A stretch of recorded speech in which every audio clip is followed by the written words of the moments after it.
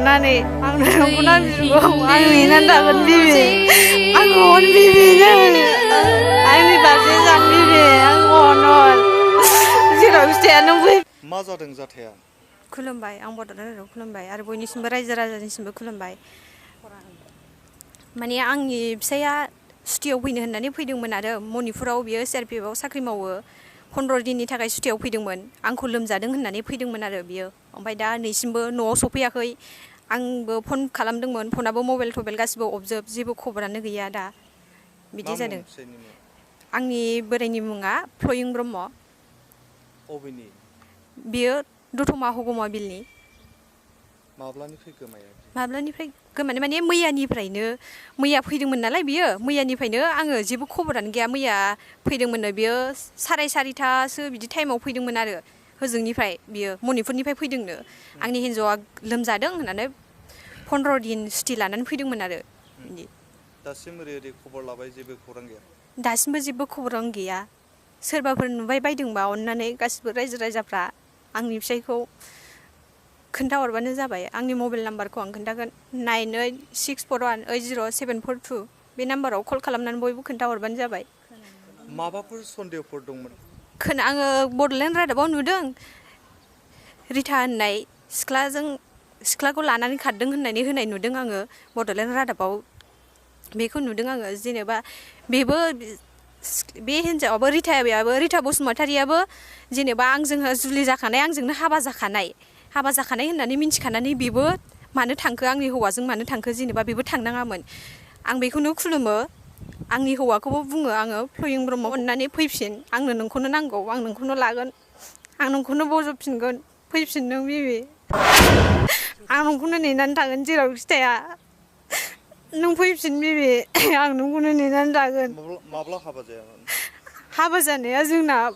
December 15आवसोमोन जोंनि हाबाया 3 मासखौनो हमनानै लादो माबायदि अननाय दंमोन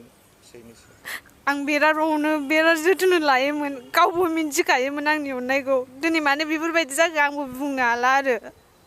मा साननानै जेनेबा बिदि जादों आंबो जेबो बुंनो हाला जिखुनु दा गोमानानै दं गोमानानै दं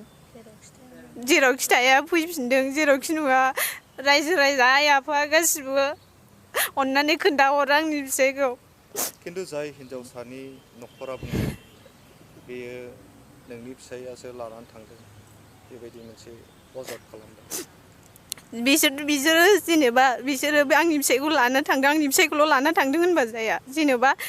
हिन्जावाबोथ' मिन्थिदोंमोन ना आंजों हाबा जाखांनाय होननानै होमबा बे हिन्जावाबो थांनाङामोन आंनि फिसायाल'थ' लाना खाराना दायाथ' हिन्जावनिबो दं बिसोर सानैनिबो जागोन हिन्जाव गोसो गैयाबाथ' हौवायाबो लाना थांनो हाया ओरैनो माबाफोर जिहेथु हाबा जागोदान नोंसोरो बेनि गेजेरावनो दान मोनथामसोनि गेजेराव नोंनि फिसायनि सायाव माबाफोर मोनसे बेबायदि सन्देह बायदि नुयोमोन सन्देहआवथ' आं जेबो नुवाखैमोन आगोलथ' जेनेबा सेंग्रा सिख्ला समाव गोसथोलायोमोन बेजोंबो आंजोंबो 4 इयार्स रिलेसनशिपआव थानानै आंजोंनो जुलि जादों जोंबो गोसथोलायनानै लाखानाय ओमफ्राय बेजोंबो रायलायोमोन होननाय खोनादों आङो रायलायोमोन बेखौ मिन्थिदोंमोन आरो दा मा लुबैयो नोंलाय आं दा जेरावखि थाया आंनि फिसायखौ नांफिनगौ आंनि फिसाया फैफिननांगौ आं बेखौनो लुगैयो आरो बहाय साख्रि मावोमोन बियो आंनि फिसाया मणिपुराव साख्रि मावोमोन मा डिपार्टमेन्ट सिआरपिएफआव दा आंबो केस होनाय जासिगोन एफआइआर होनाय जासिगोन थानायाव गोमानायनि बागै आंबो एफआइआर होनाय जासिगोन आरो बिनि सायावहाय आंनि हौवाखौ आंनो नांफिनगौ अननानै बिबि नों फैफिन आंखौ अननानै आंनो नोंखौ नांफिनगौ आं नेनानै थागोन बिबि आंखौ अन बिबि आंनि फारसे सान बिबि आंखौ अन जेरावखि थाया नों फैफिन बिबि आंखौ सान बिबि